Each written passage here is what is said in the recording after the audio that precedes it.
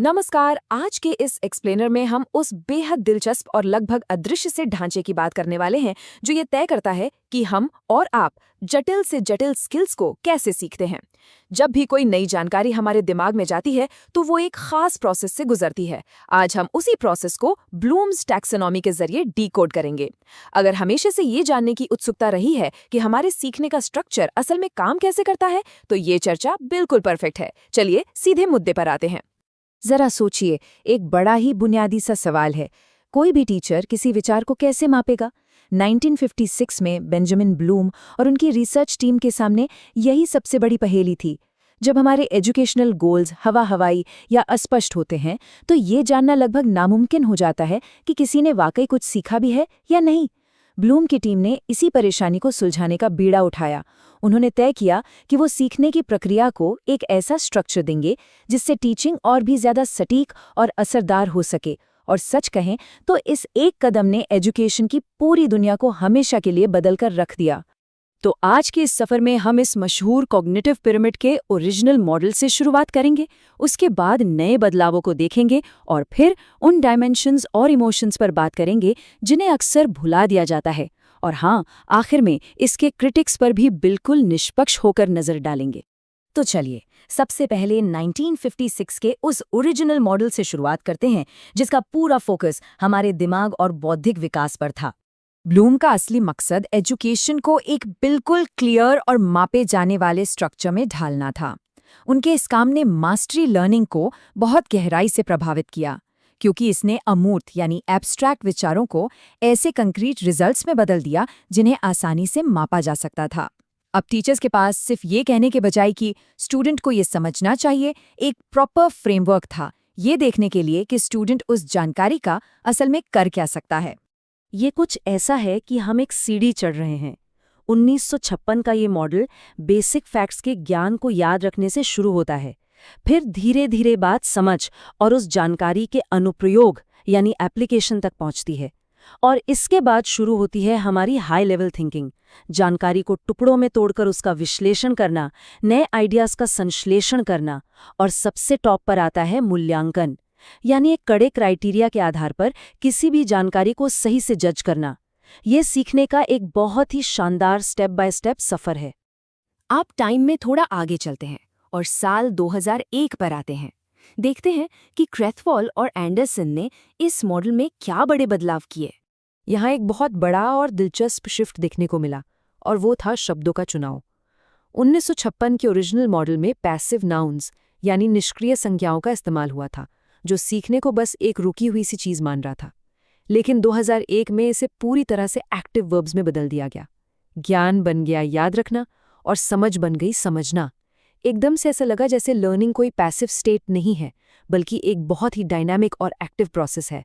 इस revised version की सबसे खास बात ये थी कि इसने निर्माण यानी कुछ क्रिएट करने को सबसे ऊंचे शिखर पर लाके बिठा दिया। इसका सीधा सा मतलब ये था कि आज के मॉडर्न लर्नर्स के लिए इनोवेशन ही सबसे बड़ा गोल है। अब सिर्फ पुरानी चीजों को जज करना काफी नहीं था, बल्कि उस समझ से कुछ बिल्कुल नया डिजाइन करना या बनाना सीखने का सबसे आखिरी और सबसे जरूरी पड़ाव बन गया। और यहीं से हॉट्स यानी हायर ऑर्डर थिंकिंग स्किल्स का कॉन्सेप्ट इतना जरूरी हो जाता है। 21वीं सदी की तेजी से बदलती दुनिया में सिर्फ चीजें रट लेने से काम नहीं चलता। कॉम्प्लेक्स प्रॉब्लम्स को सॉल्व करने के लिए क्रिटिकल थिंकिंग चाहिए।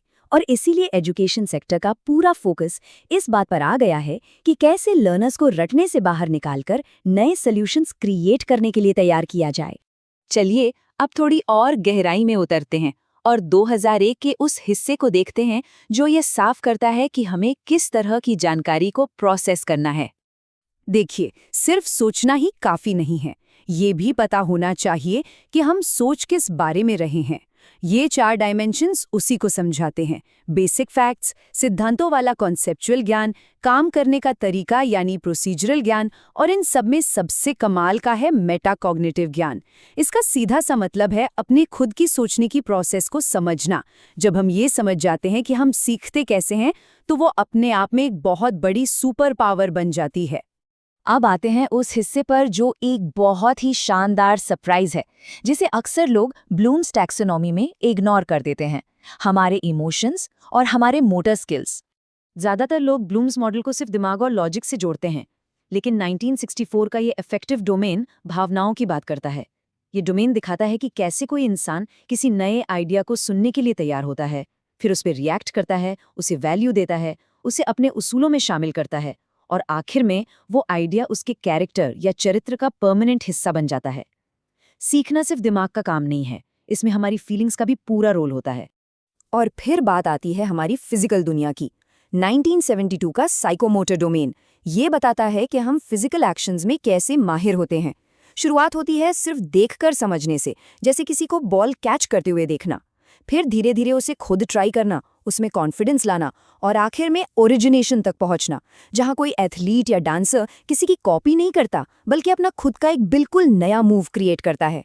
ये दिमाग और शरीर के तालमेल का एक बहुत ही बेहतरीन उदाहरण है। अब तस्वीर का दूसरा पहलू भी देख लेते हैं। हर बड़े मॉडल की तरह इस मशहूर पिरामिड की भी कुछ आलोचनाएं हुई हैं, जिन पर बात करना बेहद जरूरी है। एजुकेशन की दुनिया में डग लुमॉव एक बहुत ही वैलिड और गंभीर पॉइंट उठाते हैं। उनका मानना है कि जब हम हाई लेवल थिंकिंग को बहुत ज़्यादा महत्व देने लगते हैं तो अनजाने में हम बेसिक ज्ञान और फैक्ट्स को पीछे छोड़ देते हैं।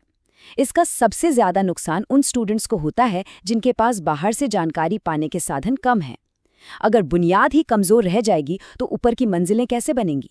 ये एक ऐसा डिबेट है जिस पर आज भी बहुत चर्चा होती है। साइकोलॉजी की तरफ से भी एक बहुत ही दिलचस्प क्रिटिक आती है। वो कहते हैं कि इंसान कोई मशीन नहीं है जो हमेशा स्टेप बाय स्टेप ही सीखेगा। इस पिरामिड को देखकर लगता है कि एक लेवल पार करो तभी दूसरे पर जाओगे, लेकिन असल जिंदगी बहुत अलग है। कई बार हम कोई भाषा बोलना या कोई लेख लिखना सीधा करके सीखते हैं। हम एक ही वक्त में एनालाइज भी कर रहे होते हैं और क्रिएट भी। लर्निंग अक्सर बहुत ही मेसी और एक साथ चलने वाली प्रोसेस होती है।